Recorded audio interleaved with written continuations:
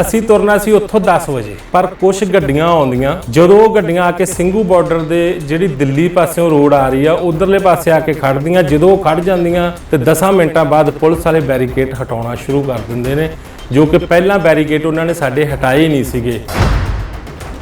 ਅਸੀਂ ਪਹੁੰਚ ਗਏ ਜੀ ਕਰਨਾਲ ਬਾਈਪਾਸ ਦੇ ਉੱਪਰ। ਕਰਨਾਲ ਬਾਈਪਾਸ ਦੇ ਉੱਪਰ ਪਹੁੰਚ ਕੇ ਅਸੀਂ ਟਰਨ ਕਰਨਾ ਸੀ ਰੋਨੀ ਵਾਲੀ ਪਾਸੇ ਨੂੰ। ਪੁਲਿਸ ਵਾਲੇ ਸਾਨੂੰ ਕਹਿ ਰਹੇ ਆ ਜੀ ਤੁਸੀਂ ਜਾਓ ਇੱਧਰ ISBT ਕਰਨੀ, ਸਾਡਾ ਰੂਟ ਤਾਂ ਇੱਧਰ ਆ। ਉਹ ਕਹਿੰਦੇ ਨਹੀਂ ਜੀ ਉਹ ਬੈਰੀਕੇਡ ਲਾਏ ਹੋਏ ਸੀ, ਉਹਨਾਂ ਨੇ ਰਸਤਾ ਬੰਦ ਕੀਤਾ ਹੋਇਆ ਸੀ। ਕਹਿੰਦੇ ਸੀ ਹੁਣ ਨਵਾਂ ਰੂਟ ਤਿਆਰ ਹੋਇਆ ਜੀ, ਹੁਣ ਤੁਸੀਂ ISBT ਵਾਲੇ ਪਾਸੇ ਜਾਓਗੇ ਤੇ ਰਾਜਘਾਟ ਦੇ ਅੱਗੋਂ ਤੁਸੀਂ ਵਾਪਸ ਆ ਜਾਓਗੇ। ਸਾਨੂੰ ਇਹ ਗੱਲ ਕਹਿ ਕੇ ਉਹਨਾਂ ਨੇ ਲਾਲ ਕਿਲੇ ਵਾਲੇ ਪਾਸੇ ਨੂੰ ਮੋੜ ਦਿੱਤਾ ਗਿਆ ਜੀ। ਦੀਪ ਸਿੱਧੂ ਉੱਪਰ ਗਿਆ, ਇਹਦੇ ਨਾਲ ਕੁਝ ਚੰਦ ਬੰਦੇ ਸੀ ਜੋ ਇਹਦੇ ਹੀ ਸੀ, ਕਿਸਾਨਾਂ ਦੇ ਵਿੱਚੋਂ ਕੋਈ ਨਹੀਂ ਸੀ, ਉਹ ਇਹਦੇ ਹੀ ਸੀ। ਉਹਨਾਂ ਦੇ ਹੱਥ 'ਚ ਕੇਸਰੀ ਝੰਡੇ ਫੜੇ ਸੀ, ਕੋਈ ਖਾਲਿਸਤਾਨੀ ਝੰਡਾ ਨਹੀਂ ਫੜਿਆ ਸੀ, ਕੇਸਰੀ ਝੰਡੇ ਸੀ। ਕਿਸਾਨ ਜਥੇਬੰਦੀ ਦਾ ਸੀ ਤੇ ਇੱਕ ਕੇਸਰੀ ਝੰਡਾ ਸੀ। ਮੈਂ ਇਹ ਦੇਖਿਆ ਜਦੋਂ ਮੈਂ ਉੱਥੇ ਜਾ ਕੇ ਮੈਂ ਉਹਨਾਂ ਨੂੰ ਕਿਹਾ ਜੀ ਮੈਂ ਝੰਡਾ ਤਿਰੰਗਾ ਇੱਥੇ ਲਹਿਰਾਉਣਾਗਾ, ਇਹ ਝੰਡੇ ਤਿਰੰਗੇ ਦੀ ਜਗ੍ਹਾ। ਪੁਲਿਸ ਵਾਲਿਆਂ ਨੇ ਮੈਨੂੰ ਕੋਰਾ ਜਵਾਬ ਦਿੱਤਾ, ਕਹਿੰਦੇ ਜੀ ਨਹੀਂ ਤੁਸੀਂ ਨਹੀਂ ਅੱਗੇ ਜਾ ਸਕਦੇ। ਇੰਨੇ 'ਚ ਕੀ ਹੁੰਦਾ, ਪੁਲਿਸ ਵਾਲੇ ਦੀਪ ਸਿੱਧੂ ਨੂੰ ਹੱਥ ਮਾਰਦੇ, ਕਹਿੰਦੇ ਜੀ ਜੇ ਤਾਂ ਤੁਹਾਨੂੰ ਇਹ ਪਰਮਿਸ਼ਨ ਦਿੰਦਾ ਤਾਂ ਤੁਸੀਂ ਚਲੇ ਜਾਓ, ਨਹੀਂ ਤਾਂ ਅਸੀਂ ਤੁਹਾਨੂੰ ਨਹੀਂ ਜਾਣ ਦੇਵਾਂਗੇ। ਤੁਸੀਂ ਇਹ ਦੇਖੋ ਜੀ, ਦੀਪ ਸਿੱਧੂ ਨੂੰ ਕਹਿ ਰਹੇ ਨੇ ਉਹ ਪੁਲਿਸ ਵਾਲੇ ਵੀ ਜੇ ਤੁਹਾਨੂੰ ਇਹ ਪਰਮਿਸ਼ਨ ਦਿੰਦਾ ਤਾਂ ਤੁਸੀਂ ਅੱਗੇ ਚਲੇ ਜਾਓ। ਇਹਨੇ ਮੇਰੇ ਹੱਥ ਤੋਂ ਤਿਰੰਗਾ ਖੋਹਣ ਦੀ ਕੋਸ਼ਿਸ਼ ਕੀਤੀ ਜੀ। ਕਹਿੰਦਾ ਵੀ ਇਹ ਇੱਥੇ ਇਹ ਝੰਡਾ ਨਹੀਂ ਚੜੂਗਾ, ਜਿਹੜਾ ਝੰਡਾ ਅਸੀਂ ਚੜਾਉਣਾ ਸੀ ਉਹ ਚੜਾਤਾ। ਯਾਨੀ ਕਿ ਤੁਹਾਡੀਆਂ ਸਾਰੀਆਂ ਗੱਲਾਂ ਤੋਂ ਇਹ ਲੱਗਦਾ ਹੈ ਕਿ ਦੀਪ ਸਿੱਧੂ ਸਰਕਾਰ ਨਾਲ ਮਿਲਿਆ ਹੋਇਆ। ਬਿਲਕੁਲ 100% ਨਹੀਂ 1000% ਕਲੀਅਰ ਆ ਜੀ। ਫਿਰ ਉਹਦੀ ਗ੍ਰਿਫਤਾਰੀ ਹੁੰਦੀ ਹੈ, ਇਹ ਵੀ ਡਰਾਮਾ।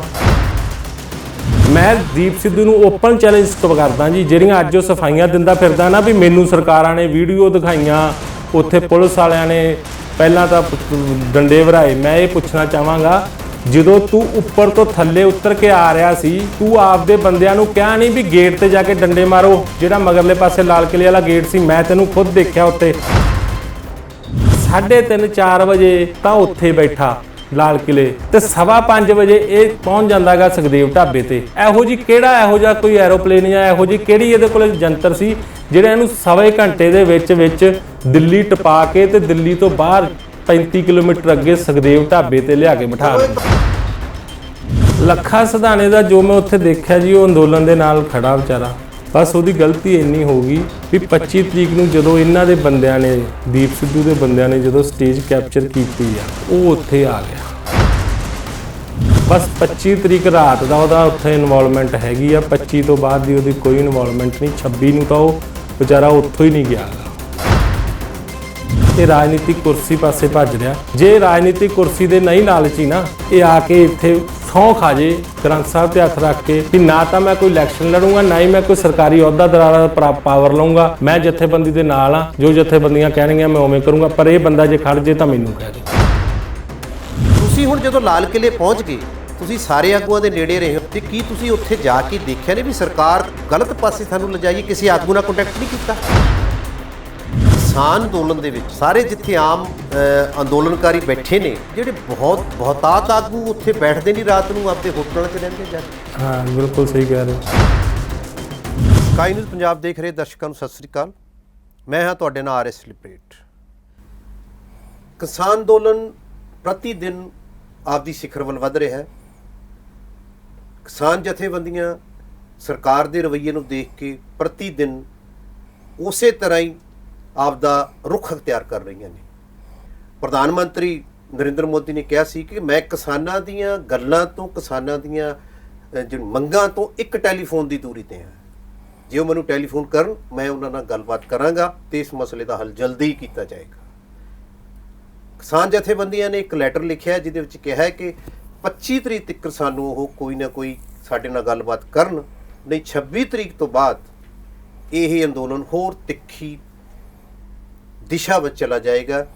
ਤੇ ਇਸ ਅੰਦੋਲਨ ਦੇ ਵਿੱਚ ਪੰਜਾਬ ਦਾ ਹਰ ਵਰਗ ਆਪਦੇ ਤਰੀਕੇ ਨਾਲ ਯੋਗਦਾਨ ਪਾ ਰਿਹਾ ਹੈ। ਇਸ ਵਿੱਚ ਜਸਵੀਰ ਦਾਸ ਜੀ 1.25 ਮਹੀਨੇ ਤਕਰੀਬਨ 47 ਦਿਨ ਭੁੱਖ ਹੜਤਾਲ ਤੇ ਬੈਠੇ, ਪਰ ਕੁਝ ਜਥੇਬੰਦੀਆਂ ਦੇ ਆਗੂਆਂ ਨੇ ਇਹਨਾਂ ਨੂੰ ਕਹਿਤਾ ਕਿ ਭੁੱਖ ਹੜਤਾਲ ਦੇ ਕਾਰਨ ਜਾਂ ਮਰਨ ਵਰਤ ਦੇ ਬੈਠਣ ਦੇ ਕਾਰਨ ਇਹ ਅੰਦੋਲਨ ਦੇ ਵਿੱਚ ਕਿਤੇ ਨਾ ਕਿਤੇ ਲੰਬਾ ਨਹੀਂ ਚੱਲੇਗਾ, ਤੁਸੀਂ ਲੰਬਾ ਯੋਗਦਾਨ ਨਹੀਂ ਪਾਓਗੇ ਤਾਂ ਇਸ ਨੂੰ ਛੱਡੋ ਤੇ ਇਸ ਵਿੱਚ ਚੱਲਦੇ ਜੇ ਜੀਵਨ ਹੈ ਤਾਂ ਉਸ ਤੋਂ ਬਾਅਦ ਨਿਰੰਤਰ ਗੱਲਬਾਤ ਸ਼ੁਰੂ ਕੀਤੀ ਜਾ ਸਕਦੀ ਹੈ। ਅੱਜ ਉਹ ਸਾਡੇ ਨਾਲ ਨੇ, ਆਪਾਂ ਉਹਨਾਂ ਨਾਲ ਗੱਲ ਕਰਦੇ ਹਾਂ ਕਿ ਇਸ ਅੰਦੋਲਨ ਵਿੱਚ ਕਿਵੇਂ ਵਿਚਰੇ, ਇਸ ਅੰਦੋਲਨ ਨੂੰ ਸਿਖਰ ਲਿਜਾਣ ਵਿੱਚ ਪੰਜਾਬ ਦੇ ਹਰ ਵਰਗ ਦਾ ਕੀ ਰੋਲ ਹੈ, ਉੱਥੋਂ ਦੇ ਸੰਭਾਵਨਾਵਾਂ ਤੇ ਗੱਲ ਕਰਦੇ ਹਾਂ। ਜਸਵੀਰ ਦਾਸ ਜੀ, ਤੁਹਾਡਾ ਸਕਾਈ ਨਿਊਜ਼ ਪੰਜਾਬ ਤੇ ਸਵਾਗਤ ਹੈ। ਪਹਿਲਾਂ ਤੁਸੀਂ ਇਹ ਦੱਸੋ ਕਿ ਤੁਸੀਂ ਇਸ ਅੰਦੋਲਨ ਦੇ ਵਿੱਚ ਜੁੜੇ ਕਿਵੇਂ? ਸਭ ਤੋਂ ਪਹਿਲਾਂ ਤਾਂ ਜੀ ਸਕਾਈ ਨਿਊਜ਼ ਦੇਖ ਰਹੇ ਦੇਸ਼ ਵਿਦੇਸ਼ ਦੇ ਸਰੋਤੇ ਤੇ ਹਿੰਦੁਸਤਾਨ ਦੇ ਸਰੋਤਿਆਂ, ਖਾਸ ਕਰਕੇ ਪੰਜਾਬ ਦੇ ਸਰੋਤਿਆਂ ਨੂੰ ਮੇਰੀ ਤਰਫ ਤੋਂ ਵਾਹਿਗੁਰੂ ਜੀ ਕਾ ਖਾਲਸਾ ਵਾਹਿਗੁਰੂ ਜੀ ਕੀ ਫਤਿਹ ਜੀ। ਇਹ ਤੁਹਾਨੂੰ ਪਤਾ ਹੀ ਹੋਏਗਾ ਜੀ ਵੀ ਇਹ ਜਦੋਂ 26 ਨਵੰਬਰ ਨੂੰ ਇਹ ਅੰਦੋਲਨ ਜਦੋਂ ਸ਼ੰਭੂ ਬਾਰਡਰ ਤੋਂ ਤੁਰਿਆ ਸੀ, ਸ਼ੰਭੂ ਬਾਰਡਰ ਤੋਂ ਜਦੋਂ ਆਪਾਂ ਬੈਰੀਕੇਡ ਤੋੜੇ ਸੀ ਹਰਿਆਣਾ ਪੁਲਿਸ ਦੇ, ਉਸ ਸਮੇਂ ਤੋਂ ਮੈਂ ਇਸ ਅੰਦੋਲਨ ਦੇ ਨਾਲ ਸੀ ਜੀ। ਅਸੀਂ ਅੱਗੇ ਵੱਧਦੇ ਗਏ ਜੀ, ਬੈਰੀਕੇਡ ਜੋ ਤੋੜਦੇ ਗਏ ਤੇ ਅੱਗੇ ਵੱਧਦੇ ਗਏ, ਸਭ ਜਥੇਬੰਦੀਆਂ ਨਾਲ ਸੀ, ਸਾਡਾ ਪੰਜਾਬ ਦਾ ਯੂਥ ਨਾਲ ਸੀ। ਈਵਨ ਕਿ ਅਸੀਂ ਜੋ ਕਹਿੰਦੇ ਆ ਹਰਿਆਣਾ ਸਾਡਾ ਛੋਟਾ ਭਰਾ, ਹਰਿਆਣਾ ਸਾਡਾ ਛੋਟਾ ਭਰਾ ਨੇ ਸਾਡੀ ਸਪੋਰਟ ਕੀਤੀ। ਸਾਡੇ ਤੋਂ ਅੱਗੇ ਹਰਿਆਣਾ ਚੱਲ ਰਿਹਾ ਸੀਗਾ, ਅਸੀਂ ਪਿੱਛੇ ਸੀ ਪਰ ਹਰਿਆਣਾ ਸਾਡੇ ਤੋਂ ਪਹਿਲਾਂ ਹੀ ਅੱਗੇ ਚੱਲ ਰਿਹਾ ਸੀ। ਜੋ ਅਗਲੇ ਬੈਰੀਕੇਡ ਹੁੰਦੇ ਸੀ ਹਰਿਆਣੇ ਦੇ ਨੌਜਵਾਨ ਪਹਿਲਾਂ ਹੀ ਉਹਨਾਂ ਨੂੰ ਸਾਫ਼ ਕਰਦੇ ਜਾ ਰਹੇ ਸਨ, ਸਾਡੇ ਲਈ ਰਸਤਾ ਬਣਾਉਂਦੇ ਜਾ ਰਹੇ ਸਨ। ਪਰ ਜੇ ਪੁਲਿਸ ਦੁਬਾਰਾ ਕੋਈ ਬੈਰੀਕੇਡ ਲਾਉਂਦੀ ਸੀ ਤਾਂ ਉਹ ਅਸੀਂ ਤੋੜ ਕੇ ਅੱਗੇ ਵਧ ਰਹੇ ਸੀ। 27 ਤਰੀਕ ਨੂੰ ਅਸੀਂ ਸਿੰਘੂ ਬਾਰਡਰ ਤੇ ਪਹੁੰਚਦੇ ਹਾਂ ਜੀ। ਸਿੰਘੂ ਬਾਰਡਰ ਤੇ ਪਹੁੰਚ ਕੇ ਸਾਡਾ ਅੰਦੋਲਨ ਸ਼ੁਰੂ ਹੋ ਜਾਂਦਾ ਗਾ। ਮੈਂ ਉਸ ਤੋਂ ਬਾਅਦ ਉੱਥੇ ਹੀ ਰਹਿਣਾ ਅੰਦੋਲਨ ਦੇ ਵਿੱਚ, ਕਿਉਂਕਿ ਤੁਸੀਂ ਜਾਣਦੇ ਹੋਵੋਗੇ ਦਰਸ਼ਨ ਸਿੰਘ ਫੇਰੂਮਾਨ ਜੀ ਹੁੰਦੇ ਸਨ, ਮੈਂ ਉਹਨਾਂ ਤੋਂ ਪ੍ਰਭਾਵਿਤ ਹਾਂ ਜੀ। ਮੇਰੇ ਫਾਦਰ ਸਾਹਿਬ ਮਹੰਤ ਸੇਵਾਦਾਸ ਸਿੰਘ ਜੀ, ਉਹ ਉਹਨਾਂ ਤੋਂ ਪ੍ਰਭਾਵਿਤ ਸਨ। ਦਰਸ਼ਨ ਸਿੰਘ ਫੇਰੂਮਾਨ ਜੀ ਨੇ 72 ਦਿਨ ਦਾ ਮਰਨ ਵਰਤ ਰੱਖਿਆ ਸੀ ਤੇ ਸ਼ਹੀਦੀ ਪਾਈ ਸੀਗੀ। ਮੇਰੇ ਫਾਦਰ ਸਾਹਿਬ ਮਹੰਤ ਸੇਵਾਦਾਸ ਸਿੰਘ ਜੀ ਨੇ 44 ਦਿਨ ਦਾ ਮਰਨ ਵਰਤ ਰੱਖਿਆ ਸੀ, ਜੋ ਕਿ ਕਿਸਾਨਾਂ ਦੇ ਮੁੱਦਿਆਂ ਦੇ ਉੱਤੇ ਹੀ, ਜੋ ਉਸ ਸਮੇਂ ਦੇ ਮੁੱਦੇ ਸਨ ਵੀ ਪੰਜਾਬੀ ਬੋਲਦੇ ਇਲਾਕੇ ਪੰਜਾਬ ਨੂੰ ਮਿਲ, ਚੰਡੀਗੜ੍ਹ ਪੰਜਾਬ ਨੂੰ ਮਿਲੇ, ਪੰਜਾਬ ਦਾ ਪਾਣੀ ਹੈ ਜੋ ਪੰਜਾਬ ਨੂੰ ਮਿਲੇ ਤੇ ਪੰਜਾਬ ਦੇ ਨੌਜਵਾਨ ਨੂੰ ਰੋਜ਼ਗਾਰ ਮਿਲੇ। ਉਸ ਮੁੱਦਿਆਂ ਨੂੰ ਦੇਖਦੇ ਹੋਏ ਮੇਰੇ ਜਦ ਦਰਸ਼ਨ ਸਿੰਘ ਫੇਰੂਮਾਨ ਜੀ ਸ਼ਹੀਦ ਹੋ ਗਏ ਸਨ ਤੇ ਮੇਰੇ ਫਾਦਰ ਸਾਹਿਬ ਮਹੰਤ ਸੇਵਾਦਾਸ ਸਿੰਘ ਜੀ ਨੇ ਉਹਨਾਂ ਦੇ ਨਾਂ ਦੇ ਉੱਤੇ ਸ਼ਹੀਦ ਫੇਰੂਮਾਨ ਅਕਾਲੀ ਦਲ ਬਣਾਤਾ ਸੀਗਾ, ਗਠਿਤ ਕਰਕੇ ਅੱਗੇ ਆਪ 44 ਦਿਨ ਦਾ ਮਰਨ ਵਰਤ ਰੱਖਿਆ। ਪਰ ਇਹ ਸਰਕਾਰਾਂ ਨੇ ਉਹਨਾਂ ਦੀਆਂ ਕੋਈ ਮੰਗਾਂ ਨਹੀਂ ਸੁਣੀਆਂ ਸੀ। ਜਿਵੇਂ ਅੱਜ ਇਹ ਸਾਨੂੰ ਮੋਦੀ ਸਾਹਿਬ ਜੋ ਦੇਸ਼ ਕੇ ਚੌਕੀਦਾਰ ਕਹਿਲਾਉਂਦੇ ਨੇ, ਜਿਵੇਂ ਇਹ ਸਾਨੂੰ ਲਾਰੇ ਤੇ ਲਾਰਾ ਲਾਈ ਜਾ ਰਹੇ ਨੇ, ਉਸ ਸਮੇਂ ਸਾਨੂੰ ਸਰਕਾਰਾਂ ਨੇ ਆਪਦੀਆਂ ਗੱਲਾਂ 'ਚ ਲੈ ਕੇ ਵਰਤ ਖਲਵਾ ਦਿੱਤਾ ਗਿਆ ਸੀ। ਉਸ ਸਮੇਂ ਦੀਆਂ ਸਰਕਾਰਾਂ ਨੇ ਇਹ ਵਾਅਦਾ ਕੀਤਾ ਸੀ ਵੀ ਅਸੀਂ ਤੁਹਾਡੀਆਂ ਮੰਗਾਂ ਮੰਨਾਂਗੇ ਪਰ ਸਾਨੂੰ ਕੁਝ ਸਮਾਂ ਚਾਹੀਦਾ। ਚਲੋ ਇਹ ਤਾਂ ਤੁਹਾਡਾ ਵਰਤ ਖਲਵਾਉਣ ਤੋਂ ਬਾਅਦ, ਹਾਂਜੀ ਵਰਤ ਖਲਵਾਉਣ, ਇਹ ਤਾਂ ਤੁਹਾਡਾ ਪਿਛੋਕੜ ਹੋਇਆ। ਹਾਂਜੀ, ਤੁਸੀਂ ਉੱਥੇ ਜਾ ਕੇ ਅੰਦੋਲਨ ਦੇ ਸ਼ੁਰੂ ਤੋਂ ਲੈ ਕੇ ਕਰੇ, ਪਰ ਇਹ ਜਿਹੜਾ ਮਰਨ ਵਰਤ ਦਾ ਵਿਚਾਰ ਤੁਸੀਂ ਮੰਨ ਲਓ ਤੁਹਾਡੀ ਵਿਰਾਸਤ 'ਚੋਂ ਮਿਲਿਆ, ਤਾਂ ਤੁਸੀਂ ਇਹ ਰੱਖਣ ਦਾ ਵਿਚਾਰ ਕਿਵੇਂ ਬਣਾਇਆ? ਇਹ ਅਨਾਉਂਸ ਕਿੱਥੋਂ ਕੀਤਾ ਤੁਸੀਂ? ਮੈਂ ਕਿੰਨਾ ਜਥੇਬੰਦੀਆਂ ਨੇ ਤੁਹਾਡਾ ਸਹਿਯੋਗ ਦਿੱਤਾ? ਮੈਂ ਉਹੀ ਦੱਸ ਰਿਹਾ ਸੀ ਜੀ ਤੁਹਾਨੂੰ ਵੀ ਮੈਂ ਆਪਦਾ ਆਈਡਲ ਦਰਸ਼ਨ ਸਿੰਘ ਫੇਰੂਮਾਨ ਜੀ ਨੂੰ ਮੰਨਦਾ। 10 ਦਿਨ ਜਦੋਂ ਮੈਂ ਉੱਥੇ ਦੇਖਿਆ ਜੀ ਵੀ ਇਹ ਅੰਦੋਲਨ ਦੇ ਵਿੱਚ ਚੱਲ ਰਿਹਾ ਸਾਡਾ ਅੰਦੋਲਨ, ਜੋ 27 ਤਰੀਕ ਤੋਂ ਸ਼ੁਰੂ ਹੋ ਕੇ 8 ਦਸੰਬਰ ਤੱਕ, ਜਦ ਮੈਂ ਦੇਖਿਆ ਵੀ ਇਹ ਤਾਂ ਸਰਕਾਰਾਂ ਦੇ ਕੰਨ ਦੇ ਉੱਤੇ ਜਿਉਂ ਵੀ ਨਹੀਂ ਸਰਕ ਰਹੀ, ਉਸ ਸਮੇਂ ਜਦ ਮੇਰੇ ਮਨ ਦੇ ਵਿੱਚੋਂ ਭਾਵਨਾ ਉੱਠੀ ਵੀ ਹੁਣ ਆ ਗਿਆ ਹੈ ਉਹ ਸਮਾਂ ਜਿਸ ਸਮੇਂ ਦੇ ਉੱਤੇ ਜੋ ਦਰਸ਼ਨ ਸਿੰਘ ਫੇਰੂਮਾਨ ਜੀ ਨੇ ਬਲੀਦਾਨ ਦਿੱਤਾ ਸੀ, ਅੱਜ ਵੀ ਉਹ ਬਲੀਦਾਨ ਦੇਣ ਦਾ ਸਮਾਂ। ਜਾਂ ਤਾਂ ਅੱਜ ਜੇ ਕਿਸਾਨ ਜਿਉਂਦਾ ਹੀ ਨਹੀਂ ਰਹੇਗਾ, ਜੇ ਕਿਸਾਨ ਹੀ ਨਹੀਂ ਰਹੇਗਾ ਤਾਂ ਹਿੰਦੁਸਤਾਨ ਦਾ ਨੌਜਵਾਨ, ਹਿੰਦੁਸਤਾਨ ਦਾ ਜੋ ਵੀ ਜਿੰਨੀ ਵੀ ਜਨਰੇਸ਼ਨ ਆ ਉਹ ਕਿਵੇਂ ਰਹੇਗੀ? ਉਸ ਚੀਜ਼ ਨੂੰ ਦੇਖਦੇ ਹੋਏ ਮੇਰੇ ਅੰਦਰੋਂ ਇੱਕ ਭਾਵਨਾ ਉੱਠੀ ਵੀ ਹੁਣ ਜਾਂ ਤਾਂ ਜਿੱਤ ਕੇ ਜਾਵਾਂਗੇ ਜਾਂ ਮਰ ਕੇ ਜਾਵਾਂਗੇ। ਇਸ ਲਈ ਮੈਂ ਸੋਚਿਆ ਵੀ ਹੁਣ ਅਸੀਂ ਇੱਥੇ ਮਰਨ ਵਰਤ ਸ਼ੁਰੂ ਕਰਾਂਗਾ। ਮੈਂ 13 ਦਸੰਬਰ, ਜਿਸ ਦਿਨ ਮੇਰਾ ਜਨਮ ਦਿਵਸ ਸੀ ਜੀ, ਉਦੋਂ 13 ਦਸੰਬਰ ਨੂੰ ਸੰਯੁਕਤ ਕਿਸਾਨ ਮੋਰਚਾ ਦੀ ਸਟੇਜ ਤੋਂ ਜਾ ਕੇ ਮੈਂ ਅਨਾਉਂਸ ਕੀਤਾ ਸੀ ਵੀ ਮੈਂ ਹੁਣ ਅੱਜ 13 ਦਸੰਬਰ ਤੋਂ ਮੈਂ ਮਰਨ ਵਰਤ ਸ਼ੁਰੂ ਕਰਨ ਜਾ ਰਿਹਾ ਗਾ। ਜਦ ਤੱਕ ਇਹ ਕਿਸਾਨ ਮੰਗਾਂ ਸਰਕਾਰ ਮੰਨਦੀ ਨਹੀਂ ਗੀ ਤਦ ਤੱਕ ਮੇਰਾ ਮਰਨ ਵਰਤ ਉਵੇਂ ਹੀ ਚੱਲੇਗਾ। ਜਾਂ ਤਾਂ ਮੈਂ ਸ਼ਹੀਦ ਹੋ ਕੇ ਜਾਵਾਂਗਾ ਜਾਂ ਮੰਗਾਂ ਮਨਵਾ ਕੇ ਜਾਵਾਂਗਾ ਜੀ। ਉਦੋਂ ਮੈਂ ਮਰਨ ਵਰਤ ਸ਼ੁਰੂ ਕੀਤਾ ਸੀ ਸੰਯੁਕਤ ਕਿਸਾਨ ਮੋਰਚਾ ਦੀ ਸਟੇਜ ਦੇ ਉੱਤੋਂ ਜੀ। ਫਿਰ ਤੁਸੀਂ ਇਹ ਮਰਨ ਵਰਤ 47 ਦਿਨ ਚੱਲਿਆ, ਮਹੀਨਾ ਚੱਲਿਆ, 47ਵੇਂ ਦਿਨ ਆ ਕੇ ਇੱਕ ਐਸਾ ਕੀ ਮੋੜ ਆਇਆ ਕਿ ਤੁਹਾਨੂੰ ਇਹ ਮਰਨ ਵਰਤ ਸਥਗਿਤ ਕਰਨਾ ਪਿਆ ਜਾਂ ਛੱਡਣਾ ਪਿਆ? ਮੈਨੂੰ ਸਥਗਿਤ ਦਾ ਨਾ ਮੈਂ ਕੀਤਾ ਜੀ, ਨਾ ਹੀ ਮੈਂ ਛੱਡਿਆ। ਪਰ ਜੋ ਸਾਡੇ ਕਿਸਾਨ ਜਥੇਬੰਦੀਆਂ ਸਨ ਤੇ ਜੋ ਸਾਡੇ ਸਾਧੂ ਸੰਤ ਜੋ ਹੈਗੇ ਨੇ ਆਪਣੇ, ਉਹਨਾਂ ਨੇ ਮੈਨੂੰ ਪ੍ਰੈਸ਼ਰਾਈਜ਼ ਕੀਤਾ। ਉਹਨਾਂ ਨੇ ਆਦੇਸ਼ ਦਿੱਤੇ ਵੀ ਤੁਸੀਂ ਹੁਣ ਇਹ ਵਰਤ ਨੂੰ ਛੱਡੋ, ਵੀ ਜੇ ਪਹਿਲਾਂ ਸਾਨੂੰ ਤੁਹਾਡੀ ਜਾਨ ਕੀਮਤੀ ਆ। ਕਿਉਂਕਿ ਇਹ ਸਰਕਾਰਾਂ ਜੋ ਅੱਜ ਕਰ ਰਹੀਆਂ ਗੀਆਂ, ਇਹ ਉਹਨਾਂ ਦਾ ਰਵੱਈਆ ਦੇਖ ਕੇ ਉਹ ਸਮਝ ਚੁੱਕੇ ਸੀ ਵੀ ਸਰਕਾਰ ਇੰਨੀ ਜਲਦੀ ਇਹ ਮੰਨਣ ਵਾਲੀ ਨਹੀਂ ਗੀ। ਉਹਨਾਂ ਨੇ ਕਿਹਾ ਜੀ ਸਾਨੂੰ ਤੁਹਾਡੀ ਜਾਨ ਦੀ ਬਹੁਤ ਕੀਮਤੀ ਆ, ਤੁਹਾਨੂੰ ਤੁਹਾਡੀ ਲੋੜ ਆ, ਕਿਉਂਕਿ ਅੱਗੇ ਵੀ ਬੜੇ ਅੰਦੋਲਨ ਆਉਣਗੇ ਜਿਹਦੇ ਵਿੱਚ ਤੁਹਾਡੀ ਸਾਨੂੰ ਸਾਥ ਚਾਹੀਦੀ ਆ। ਇਸ ਕਰਕੇ ਅਸੀਂ ਤੁਹਾਨੂੰ ਬੇਨਤੀ ਕਰਦੇ ਹਾਂ ਵੀ ਤੁਸੀਂ ਇੱਕ ਵਾਰੀ ਆਪਣਾ ਮਰਨ ਵਰਤ ਖੋਲ੍ਹ ਦਿਓ। ਜੇ ਸਰਕਾਰ ਨਹੀਂ ਮੰਨੇਗੀ ਤਾਂ ਤੁਸੀਂ ਦੁਬਾਰਾ ਰੱਖ ਲਿਓ। ਮੇਰਾ ਕੋਈ ਛੱਡਿਆ ਨਹੀਂਗਾ ਜੀ, ਇਹ ਤਾਂ ਮੈਂ ਸਿਰਫ ਜੋ ਸਾਡੇ ਵੱਡੇ ਸੀਗੇ, ਸਾਡੇ ਸਤਿਕਾਰਯੋਗ ਜਥੇਬੰਦੀਆਂ ਦੇ ਆਗੂ ਸਨ, ਹਰਿੰਦਰ ਸਿੰਘ ਲੱਖੋਵਾਲ ਜੀ ਹੋ ਗਏ, ਡਾਕਟਰ ਦਰਸ਼ਨਪਾਲ ਸਿੰਘ ਜੀ ਹੋ ਗਏ, ਮਨਜੀਤ ਸਿੰਘ ਰਾਏ ਜੀ ਹੋ ਗਏ, ਆਪਣਾ ਚੜੂਨੀ ਸਾਹਿਬ ਹੋ ਗਏ ਤੇ ਆਪਣਾ ਦਕੈਤ ਸਾਹਿਬ ਹੋ ਗਏ। ਇਹਨਾਂ ਨੇ ਆ ਕੇ ਮੈਨੂੰ ਬੇਨਤੀ ਕੀਤੀ ਸੀ ਵੀ ਸਾਨੂੰ ਤੁਹਾਡੀ ਬੜੇ ਸੰਘਰਸ਼ ਦੀ ਲੋੜ ਆ, ਜੋ ਅੱਗੇ ਲੜਨਾ ਆਪਾਂ, ਉਸ ਲਈ ਤੁਸੀਂ ਇਹ ਵਰਤ ਨੂੰ ਹਜੇ ਖੋਲ੍ਹ ਦਿਓ। ਛੱਡਣ ਲਈ ਨਹੀਂ ਕਿਹਾ, ਨਾ ਮੈਂ ਛੱਡਿਆ ਜੀ। ਜੇ ਮੈਨੂੰ ਲੋੜ ਪੈਗੀ ਤਾਂ ਮੈਂ ਹੁਣ ਦੁਬਾਰਾ ਨਹੀਂ ਮੰਨਣਗੀ ਸਰਕਾਰ ਤਾਂ ਅਗਲੇ ਮਹੀਨੇ ਮੈਂ ਫੇਰ ਸ਼ੁਰੂ ਕਰ ਦੂੰਗਾ ਮਰਨ ਵਰਤ। ਹੁਣ ਅੰਦੋਲਨ ਤਾਂ ਸਿਖਰ ਵੱਲ ਵੱਧ ਰਿਹਾ, ਜਥੇਬੰਦੀਆਂ ਦੇ ਆਗੂ ਵੀ ਸਖਤ ਫੈਸਲੇ ਲੈ ਰਹੇ ਨੇ, ਸਰਕਾਰ ਨੂੰ ਚੇਤਾਵਨੀ ਤੱਕ ਦੇ ਦਿੱਤੀ ਹੈ। ਪਰ ਇਹ ਤੋਂ ਪਹਿਲਾਂ ਕਿਸਾਨ ਅੰਦੋਲਨ ਦੇ ਵਿੱਚ ਜਿਹਨੂੰ ਕੁਝ ਗਲਤ ਤੀਰੇ ਕਿਹਾ ਜਾਂਦਾ, ਗਲਤ ਤਰੀਕੇ ਪ੍ਰਚਾਰਿਆ ਗਿਆ ਜਾਂ ਗਲਤ ਤਰੀਕੇ ਦੇਖਿਆ ਗਿਆ, ਜੇ ਆਪਾਂ ਘਟਨਾਕ੍ਰਮ 26 ਜਨਵਰੀ ਦਾ ਲਈਏ ਤਾਂ ਉਸ ਨੂੰ ਤੁਸੀਂ ਕਿਵੇਂ ਦੇਖਦੇ ਹੋ? ਉਹਦੇ ਵਿੱਚ ਇਹੋ ਜਿਹਾ ਕੀ ਸੀ ਕਿ ਸਾਰੇ ਉਦੋਂ ਪਹਿਲਾਂ 25 ਨੂੰ ਸਾਰਾ ਕੁਝ ਫਾਈਨਲ ਹੋ ਗਿਆ ਸੀਗਾ, 26 ਨੂੰ ਸਾਰਾ ਜਿਹੜਾ ਸਮੂਹ ਹੈ ਲਾਲ ਕਿਲੇ ਹੀ ਕਿਉਂ ਗਿਆ? ਇਹਦੇ ਵਿੱਚ ਤਾਂ ਜੀ ਇੱਕ ਗੱਲ ਹੀ ਆ, ਸਿੱਧੀ ਤੁਹਾਨੂੰ ਮੈਂ ਦੱਸਾਂਗਾ, ਦੋ ਹੀ ਬੰਦਿਆਂ ਦਾ ਨਾਮ ਜ਼ਿਆਦਾ ਉਛਲ ਕੇ ਸਾਹਮਣੇ ਆ ਰਿਹਾ। ਨਹੀਂ ਤੁਸੀਂ ਵਿੱਚ ਸੀ, ਜੇ ਤੁਸੀਂ ਦੇਖਿਆ ਹਾਂਜੀ ਮੈਂ ਉਹੀ ਦੱਸ ਰਿਹਾ, ਦੋ ਬੰਦਿਆਂ ਦਾ ਨਾਮ ਉਛਲ ਕੇ ਬਹੁਤ ਜ਼ਿਆਦਾ ਅੱਗੇ ਆ ਰਿਹਾ। ਨਹੀਂ ਸਰ, ਜੋ ਤੁਸੀਂ ਦੇਖਿਆ ਮੈਂ ਉਹੀ ਦੱਸ ਰਿਹਾ ਜੀ ਤੁਹਾਨੂੰ। ਪਬਲਿਕ ਦੇ ਵਿੱਚ ਜੋ ਚੱਲ ਰਿਹਾ ਮੈਂ ਤੁਹਾਨੂੰ ਉਹ ਦੱਸ, ਜੋ ਸੱਚਾਈ ਹੈ ਮੈਂ ਤੁਹਾਨੂੰ ਉਹ ਵੀ ਦੱਸਾਂਗਾ। ਠੀਕ ਹੈ। ਲੱਖਾ ਸਿਧਾਣਾ ਤੇ ਦੀਪ ਸਿੱਧੂ ਦਾ ਨਾਮ ਆ ਰਿਹਾ ਅੱਗੇ। ਲੱਖਾ ਸਿਧਾਣਾ ਦਾ ਉਹਨਾਂ ਕੋਈ ਕਸੂਰ ਨਹੀਂਗਾ ਜਿੰਨਾ ਦੀਪ ਸਿੱਧੂ ਦਾ।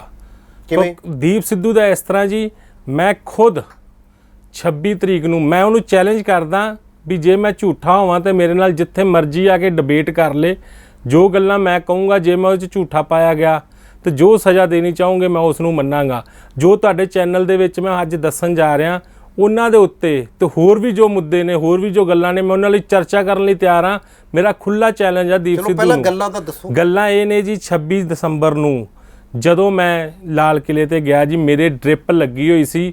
25 ਤਰੀਕ ਨੂੰ ਮੈਂ 4 ਬੋਤਲਾਂ ਗਲੂਕੋਜ਼ ਦੀਆਂ ਚੜਵਾਈਆਂ ਸੀ, ਸਿਰਫ ਇਸੇ ਕਰਕੇ ਵੀ ਕੱਲ ਨੂੰ ਇੱਕ ਹਿੰਦੁਸਤਾਨ ਦੀ ਸਾਡਾ 26 ਜਨਵਰੀ ਦਾ ਦਿਵਸ ਆ ਤੇ ਉਸ ਲਈ ਮੈਂ ਵੀ ਜੋ ਸਾਡੀ ਕਿਸਾਨ ਜਥੇਬੰਦੀਆਂ ਨੇ ਪ੍ਰੋਗਰਾਮ ਉਲੀਕਿਆ ਸੀ ਵੀ ਆਪਾਂ ਰਿੰਗ ਰੋਡ ਦੇ ਉੱਤੇ ਪਰੇਡ ਕੱਢਾਂਗੇ, ਵੀ ਮੈਂ ਵੀ ਉਹਦਾ ਹਿੱਸਾ ਬਣਾ। ਉਸ ਲਈ ਮੈਂ ਥੋੜਾ ਚੱਲਣਯੋਗ ਹੋਇਆ ਸੀ। ਸਾਡੇ ਇਹ ਤੁਹਾਡੇ ਵਰਤ ਖੋਲਣ ਤੋਂ ਕੁਝ ਦਿਨ ਬਾਅਦ ਪਹਿਲਾਂ ਜੀ ਮੇਰਾ ਵਰਤ ਚੱਲ ਰਿਹਾ ਸੀ। ਹਾਂਜੀ ਚੱਲ ਰਿਹਾ ਸੀ। ਠੀਕ ਹੈ। ਮੇਰੇ ਉਸ ਟਾਈਮ ਤੇ ਮੈਂ ਡਾਕਟਰ ਤੋਂ ਬੋਤਲਾਂ ਲਵਾ ਕੇ ਚੱਲਣ ਜੋਗਾ ਹੋਇਆ ਜੀ। ਅਸੀਂ ਤੁਰਨਾ ਸੀ ਉੱਥੋਂ 10 ਵਜੇ ਜੀ, ਪਰ ਕੁਝ ਗੱਡੀਆਂ ਆਉਂਦੀਆਂ, ਜਦੋਂ ਉਹ ਗੱਡੀਆਂ ਆ ਕੇ ਸਿੰਘੂ ਬਾਰਡਰ ਦੇ ਜਿਹੜੀ ਦਿੱਲੀ ਪਾਸਿਓਂ ਰੋਡ ਆ ਰਹੀ ਆ ਉਧਰਲੇ ਪਾਸੇ ਆ ਕੇ ਖੜ੍ਹਦੀਆਂ। ਜਦੋਂ ਉਹ ਖੜ੍ਹ ਜਾਂਦੀਆਂ ਤੇ 10 ਮਿੰਟਾਂ ਬਾਅਦ ਪੁਲਿਸ ਵਾਲੇ ਬੈਰੀਕੇਡ ਹਟਾਉਣਾ ਸ਼ੁਰੂ ਕਰ ਦਿੰਦੇ ਨੇ, ਜੋ ਕਿ ਪਹਿਲਾਂ ਬੈਰੀਕੇਡ ਉਹਨਾਂ ਨੇ ਸਾਡੇ ਹਟਾਏ ਨਹੀਂ ਸੀਗੇ ਜੀ। ਟਿਕਰੀ ਬਾਰਡਰ ਦੇ ਬੈਰੀਕੇਡ ਹਟ ਚੁੱਕੇ ਸੀ ਤੇ ਆਪਣਾ ਗਾਜੀਪੁਰ ਬਾਰਡਰ ਦੇ ਬੈਰੀਕੇਡ ਹਟ ਚੁੱਕੇ ਸੀ, ਪਰ ਸਿੰਘੂ ਬਾਰਡਰ ਦੇ ਬੈਰੀਕੇਡ ਨਹੀਂ ਹਟੇ ਸੀ। ਜਦੋਂ ਅੱਗੇ ਬੈਰੀਕੇਡ ਖੋਲ੍ਹ ਦਿੱਤੇ ਗਏ, ਉਹ 20 ਗੱਡੀਆਂ ਜਿਹੜੀਆਂ ਸੀਗੀਆਂ ਉਹ ਅੱਗੇ ਲੱਗ ਗਈਆਂ। ਨਾਲ ਦੀ ਨਾਲ ਜਿੱਧਰੋਂ ਦਿੱਲੀ ਸਾਈਡ ਤੋਂ ਸੋਨੀਪਤ ਸਾਈਡ ਤੋਂ ਦਿੱਲੀ ਨੂੰ ਜਾਈਦਾ, ਉਹ ਬੈਰੀਕੇਡ ਵੀ ਹਟਾ ਦਿੱਤਾ ਗਿਆ। ਸਾਡਾ ਜੋ ਜਥੇਬੰਦੀ ਦਾ ਕਾਫਲਾ ਸੀ ਉਹ ਚੱਲ ਪਿਆ ਜੀ। ਅੱਗੇ 20-25 ਗੱਡੀਆਂ ਜੋ ਜਾ ਰਹੀਆਂ, ਸਾਡੀ ਕਾਰਵਾਈ ਉਹਨਾਂ ਦੇ ਮਗਰ ਜਾ ਰਹੀ ਸੀ।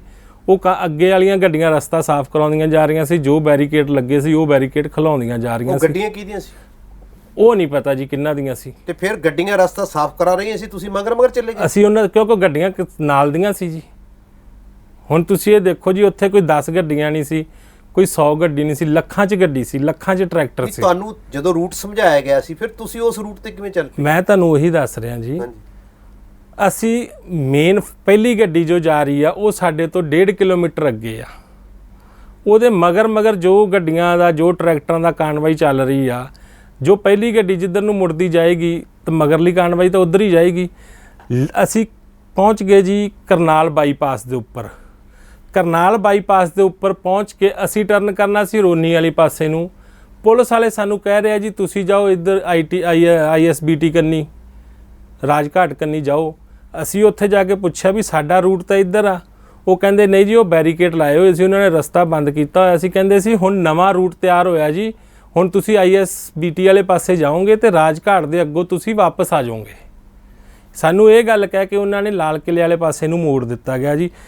ਮੈਂ ਦੇਖਦਾ ਗਿਆ, ਜਿਵੇਂ ਮੈਂ ਅੱਗੇ ਜਾ ਰਿਹਾ ਮੈਂ ਦੇਖਦਾ ਜਾ ਰਿਹਾ ਵੀ ਜਿੱਥੋਂ ਕੱਟ ਆ ਉਹ ਸਾਰੇ ਕੱਟ ਇਹਨਾਂ ਨੇ ਲਾ ਕੇ ਬੈਰੀਕੇਡਸ ਪੁਲਿਸ ਨੇ ਬੰਦ ਕੀਤੇ ਹੋਏ ਸੀ, ਕੋਈ ਕੱਟ ਖੁੱਲ੍ਹਾ ਨਹੀਂ ਸੀਗਾ।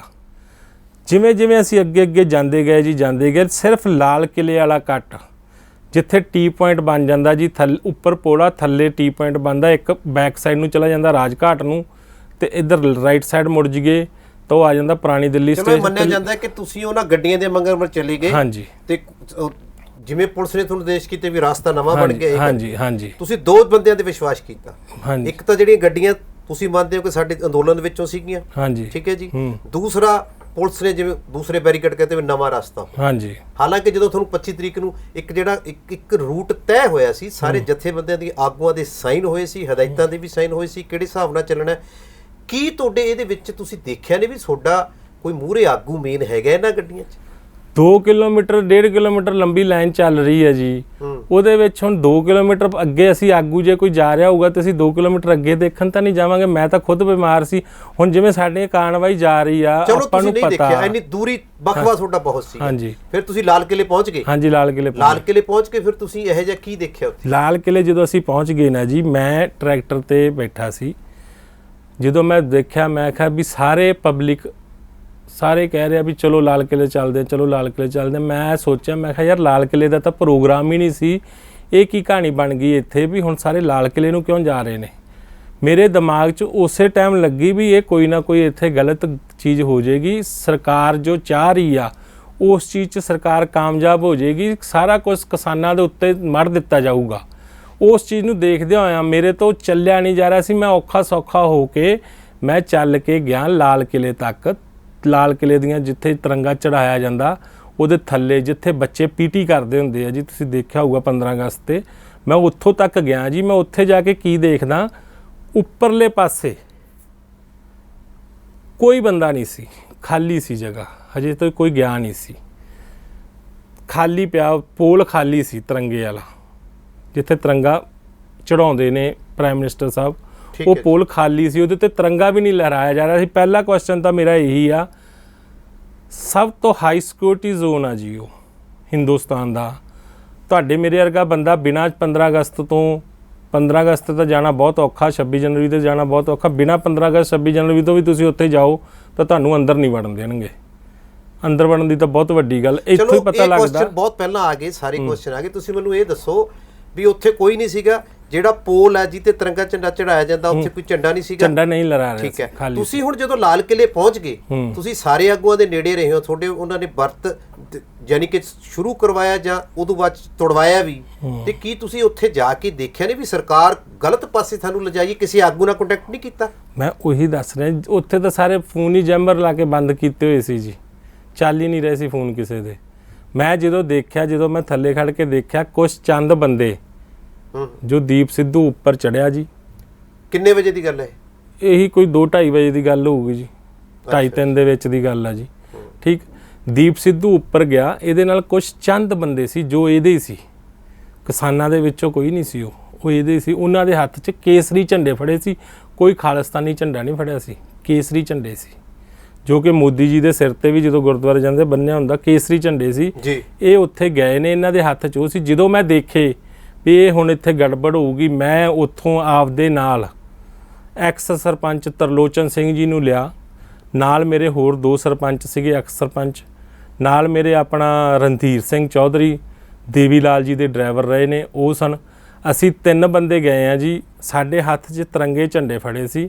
ਅਸੀਂ ਔਖੇ ਸੌਖੇ ਹੋ ਕੇ ਅਸੀਂ ਉੱਪਰ ਜਾਏ ਆ। ਉੱਪਰ ਜਾ ਕੇ ਮੈਂ ਕੀ ਦੇਖਦਾ, ਦੀਪ ਸਿੱਧੂ ਨੇ ਮੇਰੇ ਜਾਣ ਤੱਕ, ਜਦੋਂ ਤੱਕ ਮੈਂ ਪਿੱਛੋਂ ਦੀ ਹੋ ਕੇ ਜਾਣਾ ਸੀ ਉੱਪਰ, ਹੁਣ ਜੇ ਆਪਾਂ ਗੱਲ ਕਰਾਂਗੇ ਤਾਂ ਬੜੀ ਲੰਬੀ ਚਲੀ ਜਾਏਗੀ, ਮੈਂ ਸ਼ਾਰਟ 'ਚ ਦੱਸਦਾ ਤੁਹਾਨੂੰ ਵੀ ਮੇਰੇ ਜਾਣ ਤੱਕ ਇਹਨਾਂ ਨੇ ਕੇਸਰੀ ਝੰਡਾ ਉੱਥੇ ਚੜਾਤਾ ਸੀ।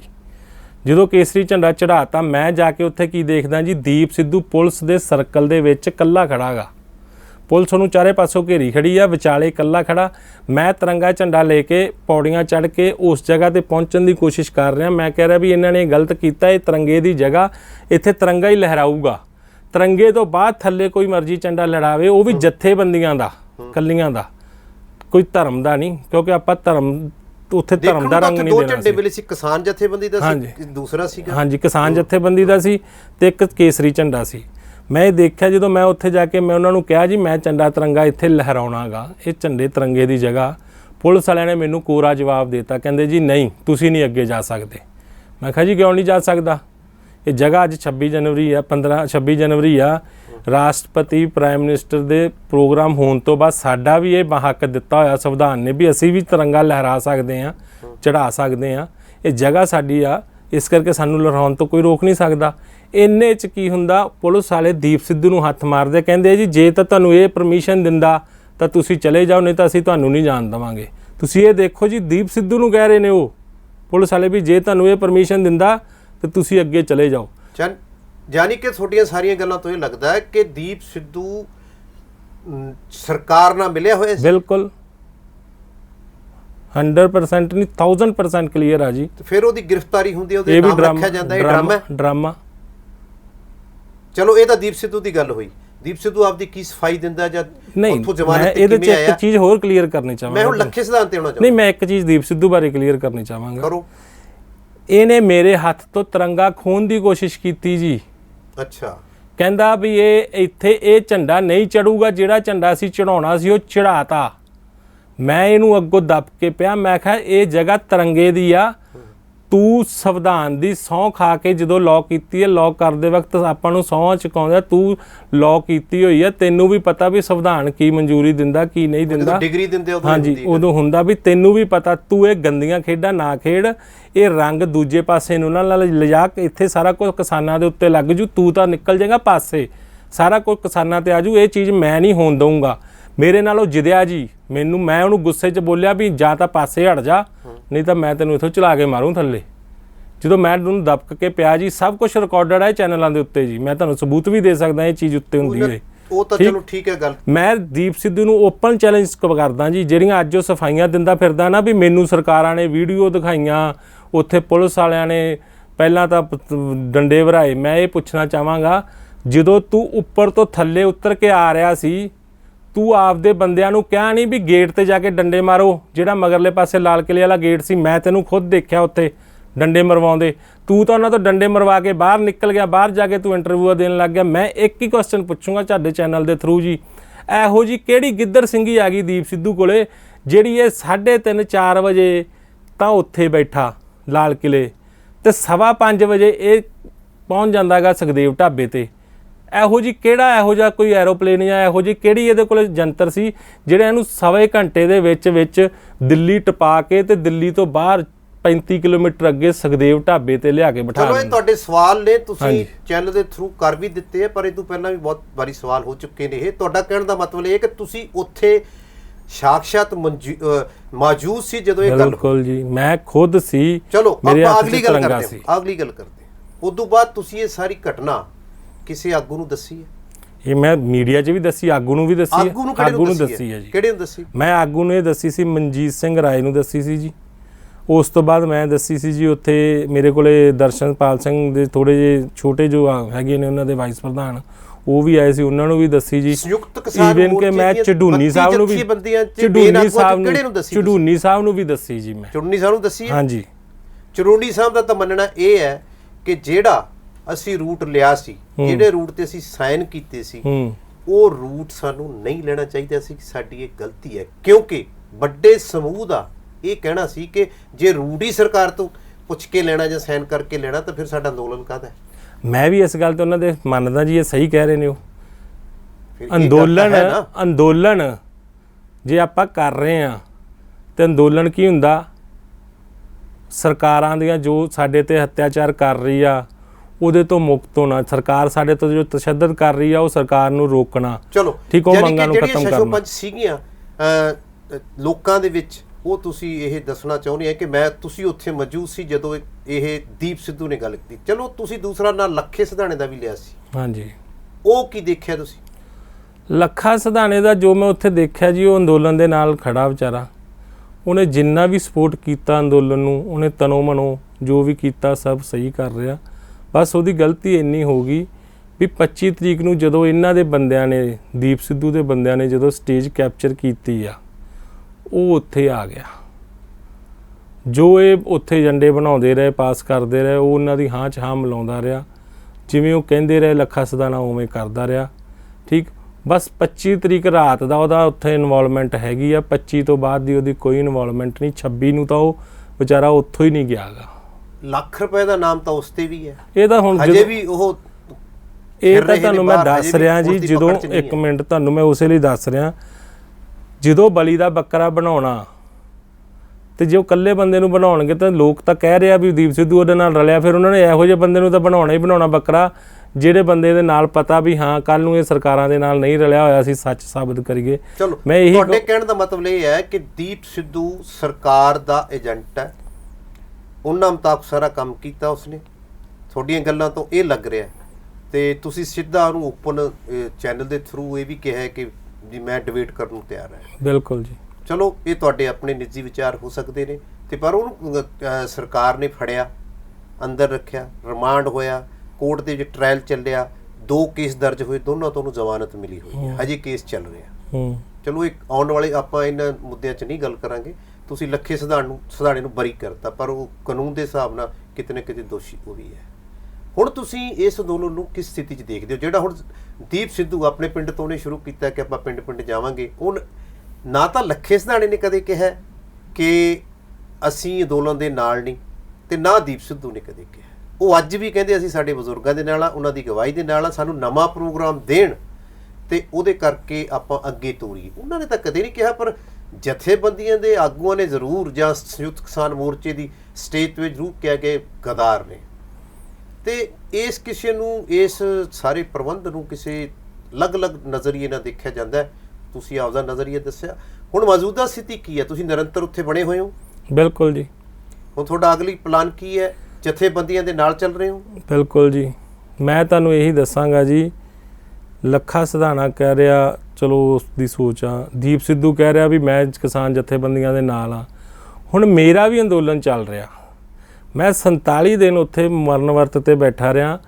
ਬਿਲਕੁਲ ਸੰਯੁਕਤ ਕਿਸਾਨ ਮੋਰਚੇ ਦੀ ਜੋ ਸਟੇਜ ਆ ਉਹਦੇ ਮਗਰਲੇ ਪਾਸੇ ਮੇਰਾ ਟੈਂਟ ਲੱਗਿਆ ਹੋਇਆ, ਸਾਡੀਆਂ ਸਟੇਜਾਂ ਉੱਥੇ ਲੱਗੀਆਂ ਹੋਈਆਂ, ਇੱਕ ਟੈਂਟ ਨਹੀਂ 2 ਟੈਂਟ ਲੱਗੇ ਨੇ।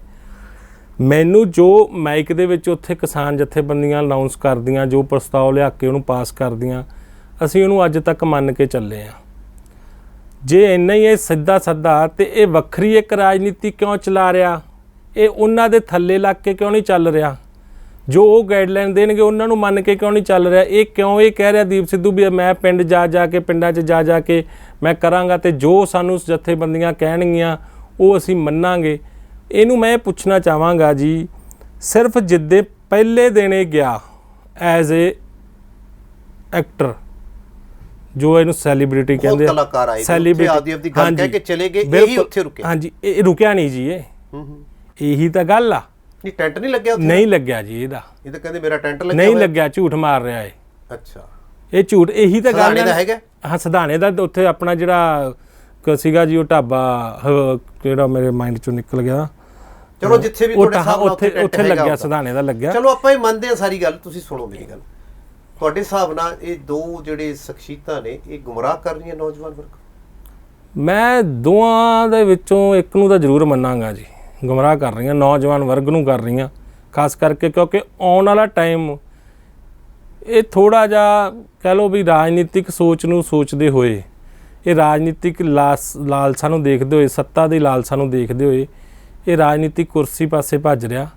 ਜੇ ਰਾਜਨੀਤਿਕ ਕੁਰਸੀ ਦੇ ਨਹੀਂ ਲਾਲਚੀ ਨਾ, ਇਹ ਆ ਕੇ ਇੱਥੇ ਸਹੁੰ ਖਾ ਜੇ ਗ੍ਰੰਥ ਸਾਹਿਬ 'ਤੇ ਹੱਥ ਰੱਖ ਕੇ ਵੀ ਨਾ ਤਾਂ ਮੈਂ ਕੋਈ ਇਲੈਕਸ਼ਨ ਲੜੂੰਗਾ, ਨਾ ਹੀ ਮੈਂ ਕੋਈ ਸਰਕਾਰੀ ਅਹੁਦਾਦਾਰਾਂ ਦਾ ਪਾਵਰ ਲਊਂਗਾ, ਮੈਂ ਜਥੇਬੰਦੀ ਦੇ ਨਾਲ ਆ, ਜੋ ਜਥੇਬੰਦੀਆਂ ਕਹਿਣਗੀਆਂ ਮੈਂ ਉਵੇਂ ਕਰੂੰਗਾ। ਪਰ ਇਹ ਬੰਦਾ ਜੇ ਖੜ ਜੇ ਤਾਂ ਮੈਨੂੰ ਕਹਿ ਦੇ। ਕਿਆ ਤੁਹਾਡੀ ਜਾਣਕਾਰੀ ਲਈ ਮੈਂ ਦੱਸ ਦਿਆਂ, ਜਦੋਂ ਕੱਲ ਉਹਨੇ ਸ਼ੁਰੂ ਕੀਤਾ ਤੇ ਉਹਦੇ 'ਚ ਇਹੀ ਐਲਾਨ ਕੀਤਾ ਕਿ ਮੇਰਾ ਕੋਈ ਇਹ ਮਕਸਦ ਨਹੀਂ ਹੈ ਕਿ ਮੈਂ ਰਾਜਨੀਤੀ ਦੀ ਕੋਈ ਸਪੇਸ ਲੋੜਾਂ, ਪਰ ਗੱਲ ਸੁਣੋ, ਪਰ ਸੰਯੁਕਤ ਕਿਸਾਨ ਮੋਰਚੇ 'ਚ ਜਿਹੜੇ ਕੁਝ ਲੀਡਰਾਂ ਦਾ ਮੰਨਣਾ ਇਹ ਹੈ ਕਿ ਅੰਦੋਲਨ ਬੜਾ ਲੰਬਾ ਹੋ ਗਿਆ, ਸਾਡੇ ਤੋਂ ਕੁਝ ਗਲਤੀਆਂ ਵੀ ਹੋ ਰਹੀਆਂ, ਉਦੋਂ ਬਾਅਦ ਵੀ ਹੋ ਸਕਣ ਦੀ ਸੰਭਾਵਨਾ, ਸਰਕਾਰ ਇਸ ਨੂੰ ਕੋਈ ਹੋਰ ਮੋੜ ਨਾ ਦੇ ਦੇਵੇ, ਇਹਨੂੰ ਕਿਤੇ ਨਾ ਕਿਤੇ ਨਤੀਜੇ ਤੇ ਵੱਲ ਤੋਰਿਆ ਜਾਵੇ। ਹੁਣ ਸਮਾਂ ਇਹ ਹੈ ਕਿ ਆਪਾਂ ਇੱਕ ਦੂਸਰੇ ਦੇ ਵਿੱਚ ਨੁਕਸ ਕੱਢਣ ਦੀ ਬਜਾਏ ਇਹੀ, ਉਹ ਚਾਹੇ ਛੋਟੇ ਵਿਚਾਰ ਹੋ ਸਕਦੇ ਹੈ, ਪਰ ਉਹਨਾਂ ਦੇ ਔਨ ਸਟੇਜ ਔਨ ਰਿਕਾਰਡ ਐਸੀ ਦੋਨਾਂ ਲੱਖੇ ਨੇ ਨਾ। ਦੀਪ ਸਿੱਧੂ ਦੀ ਗੱਲ ਕਰੀਏ ਤਾਂ ਔਨ ਰਿਕਾਰਡ ਕੁਝ ਵੀ ਐਸਾ ਨਹੀਂ ਬੋਲਿਆ ਜਿਹਨੂੰ ਆਪਾਂ ਕਹਿ ਸਕਦੇ ਹਾਂ। ਤੁਹਾਡੇ ਵਿਚਾਰ ਆਪਦੇ ਵੱਖਰੇ ਹੈ। ਹੁਣ ਇਹ ਹੈ ਕਿ ਜੇ ਆਪਾਂ ਐਸੀਆਂ ਗੱਲਾਂ ਕਰਦੇ ਹਾਂ ਤਾਂ ਅੰਦੋਲਨ ਕਿਤੇ ਨਾ ਕਿਤੇ ਹੋਰ ਰੰਗ ਵੀ ਲੈਂਦਾ, ਜਿਵੇਂ ਕਿ ਕੁਝ ਸਮੇਂ ਬਾਅਦ ਜਦੋਂ ਟਕੈਤ ਸਾਹਿਬ ਦਾ ਮਾਮਲਾ ਹੋਇਆ, ਜਦੋਂ ਸਾਰੇ ਹੋ ਗਏ, ਅੰਦੋਲਨ ਤੋਂ ਰਸ਼ ਘਟਿਆ ਵੀ, ਬਿਲਕੁਲ, ਬਹੁਤ ਲੋਕ ਵਾਪਸ ਵੀ ਆ ਗਏ, ਬਿਲਕੁਲ ਜੀ, ਬਹੁਤ ਜਥੇਬੰਦੀਆਂ ਦਾ ਹਜੇ ਵੀ ਉੱਥੇ ਵਿਰੋਧ ਚੱਲ ਰਿਹਾ ਆਪਸ ਵਿੱਚ, ਚਾਹੇ ਉਹ ਇੱਕ ਫੈਸਲੇ ਤੇ ਇੱਕ ਮਤ ਹੈ, ਬਿਲਕੁਲ ਜੀ, ਉਹ ਬੋਲਦੇ ਨਹੀਂ ਜਾਂ ਉਹਨੂੰ ਬੋਲਣਾ ਨਹੀਂ ਚਾਹੀਦਾ ਇਸ ਗੱਲ ਤੇ ਜਦੋਂ ਅੰਦੋਲਨ ਦੀ ਗੱਲ ਚੱਲ ਰਹੀ ਹੈ। ਪਰ ਹੁਣ ਉੱਥੇ ਵੀ 32 ਕਿਸਾਨ ਜਥੇਬੰਦੀਆਂ ਵਿੱਚ ਵੀ ਵਿਚਾਰਕ ਮਤਭੇਦ ਹੈਗਾ ਜੀ। ਮੰਨਿਆ ਜਾਵੇ ਕਿ ਇਹਨਾਂ ਦੋਨਾਂ ਦਾ ਵੀ ਵਿਚਾਰਕ ਮਤਭੇਦ ਹੈ, ਇਹ ਚਲੋ ਉਹ ਪੁਰਾਣੇ ਆਗੂ ਨੇ, ਇਹ ਨੇ, ਤੁਸੀਂ ਉਹਨਾਂ ਦੀ ਉਸ ਗੱਲ ਨੂੰ ਮੰਨਦੇ, ਤੁਸੀਂ ਸੰਯੁਕਤ ਕਿਸਾਨ ਮੋਰਚੇ ਦੀ ਅਸੂਲਾਂ ਨੂੰ, ਉਹਨਾਂ ਦੀ ਕਾਲ ਨੂੰ ਮੰਨਦੇ ਹੋ? ਮੈਂ ਕਿਸਾਨ ਮੋਰਚੇ ਦੀ ਜੋ ਕਾਲ ਆ ਜੀ, ਮੈਂ ਉੱਥੋਂ ਤੱਕ ਉਹਨਾਂ ਨੂੰ ਮੰਨਦਾ ਜੋ ਕਿਸਾਨਾਂ ਦੇ ਹਿੱਤ ਲਈ ਗੱਲਾਂ ਕਰਨਗੇ। ਜਿੱਥੇ ਉਹ ਆਪਦੀ ਰਾਜਨੀਤੀ ਖੇਡਣਗੇ ਮੈਂ ਉਹਨਾਂ ਨੂੰ ਨਹੀਂ ਮੰਨਾਂਗਾ। ਇਹੀ ਗੱਲ ਉਹਨਾਂ ਦੀ ਹੈ ਜਿਨ੍ਹਾਂ ਦੋ ਬੰਦਿਆਂ ਦਾ ਤੁਸੀਂ ਨਾਲ ਲੈਂਦੇ, ਉਹੀ ਕਹਿੰਦੇ ਆ ਵੀ ਸਾਨੂੰ ਇਸ ਮਸਲੇ ਤੇ ਚੱਲਣਾ ਚਾਹੀਦਾ, ਪਰ ਫਿਰ ਵੀ ਸਾਡੇ 'ਚ ਜੇ ਕੋਈ ਵਿਚਾਰਕ ਮਤਭੇਦ ਆ ਉਹਨੂੰ ਬੈਠ ਕੇ, ਮੈਂ ਉਹੀ ਕਹਿੰਦਾ, ਬੈਠ ਕੇ ਵਿਚਾਰਿਆ ਜਾਵੇ ਤੇ ਕੋਈ ਚੰਗੀ ਰਣਨੀਤੀ ਘੜੀ ਜਾਵੇ। ਮੈਂ ਉਹੀ ਕਹਿੰਦਾ ਜੀ, ਇਹ ਕਹਿ ਰਿਹਾ ਵੀ ਅੱਜ ਪੂਰੇ ਉੱਥੇ 4 ਮਹੀਨੇ ਦੇ ਨੇੜੇ ਹੋਣ ਵਾਲਾ ਜੀ ਅੰਦੋਲਨ ਚੱਲਦੇ ਨੂੰ ਜੀ, ਠੀਕ, ਹਜੇ ਤੱਕ ਸਰਕਾਰ ਤੋਂ ਆਪਾਂ ਇੱਕ ਹੀ ਚੀਜ਼ ਆ ਜਿਹੜੀ ਸਿਰਫ ਸਰਕਾਰ, ਮੋਦੀ ਕਹਿੰਦਾ ਵੀ ਹਾਂ ਫੋਨ ਕਾਲ ਦੀ ਦੇਰੀ ਆ, ਉਹ ਫੋਨ ਕਾਲ ਹੀ ਨਹੀਂ ਹੋ ਪਾ ਰਿਹਾ। ਮੈਂ ਕਹਿੰਦਾ ਜੇ ਚਲੋ ਲੱਖੇ ਦੀ ਗੱਲ ਹੈ, ਦੀਪ ਸਿੱਧੂ ਜੇ ਕਹਿੰਦਾ ਵੀ ਮੈਂ ਰਾਜਨੀਤਿਕ ਲਾਵਾ ਨਹੀਂ ਲੈਣਾ ਤੇ ਆਵੇ, ਮੈਂ ਗੱਲ ਕਰਨ ਨੂੰ ਤਿਆਰ ਹਾਂ, ਆਓ ਆਪਾਂ ਬੈਠ ਕੇ ਗੱਲ ਕਰਦੇ ਹਾਂ।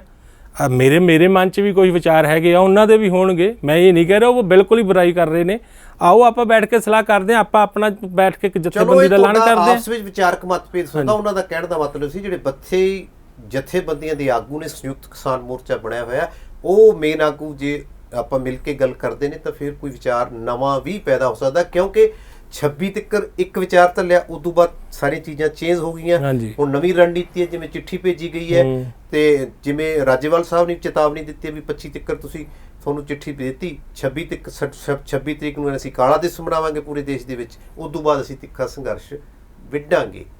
ਉਹਨਾਂ ਦੀਆਂ ਗੱਲਾਂ 'ਚੋਂ ਜੇ ਆਪਾਂ ਗੱਲ ਕਰੀਏ, ਕੱਲ੍ਹ ਉਹਨਾਂ ਨੇ ਲਾਈਵ ਹੋ ਕੇ ਕਿਹਾ, ਦੀਪ ਸਿੱਧੂ ਦੀ ਗੱਲ ਕਰੀਏ, ਲੱਖਾ ਸਿਧਾਣਾ ਵੀ ਆਪਣੇ ਨਿੱਜੀ ਵੀਡੀਓ ਤੇ ਜਾਂ ਕਿਤੇ ਚੈਨਲ ਦੇ ਇੰਟਰਵਿਊ ਵਿੱਚ ਕਹਿੰਦੇ ਕਿ ਸਾਨੂੰ ਮਿਲ ਕੇ ਵਿਚਾਰਨਾ ਚਾਹੀਦਾ ਤੇ ਇਸ ਅੰਦੋਲਨ ਨੂੰ ਕਾਮਯਾਬ ਕਰਨਾ ਚਾਹੀਦਾ। ਤੁਸੀਂ ਵੀ ਇਸ ਗੱਲ ਨੂੰ ਕਦੇ ਸਾਰੀਆਂ ਗੱਲਾਂ ਤੁਹਾਡੀਆਂ ਪੁਸ਼ਟੀ ਕਰਦੀਆਂ, ਪਰ ਤੁਹਾਡਾ ਇੱਕ ਵਿਰੋਧ ਇੱਕ ਪਰਸਨ ਪ੍ਰਤੀ ਕਾਫੀ ਹੈ, ਹੋ ਸਕਦਾ ਤੁਹਾਡੇ ਵਿਚਾਰਕ, ਮੇਰਾ ਵਿਰੋਧ ਵਿਚਾਰਕ ਨਹੀਂ ਜੀ, ਨਹੀਂ ਮੈਂ ਵਿਚਾਰਕ ਵੀ ਨਹੀਂ ਜੀ, ਜਾਂ ਜਿਹੜੀਆਂ ਸੁਣ ਲਓ ਤੁਸੀਂ ਜਿਹੜੀਆਂ ਗੱਲਾਂ ਜਾਂ ਤੁਸੀਂ ਉੱਥੇ ਦੇਖੀਆਂ ਇਸ ਕਰਕੇ ਹੋ ਸਕਦਾ ਮੇਰੀ, ਪਰ ਇਹ ਅੰਦੋਲਨ ਨੂੰ ਕਿਤੇ ਨਾ ਕਿਤੇ ਹੋਰ ਨੌਜਵਾਨ ਜਿਹੜੇ ਚੱਲ ਰਹੇ ਆ ਹੋਰ ਦਿਸ਼ਾ ਵੀ ਦੇ ਸਕਦੇ ਆ, ਇਹਨੂੰ ਥੋੜਾ ਵਿਚਾਰਨ ਦੀ ਵੀ ਲੋੜ ਹੈ।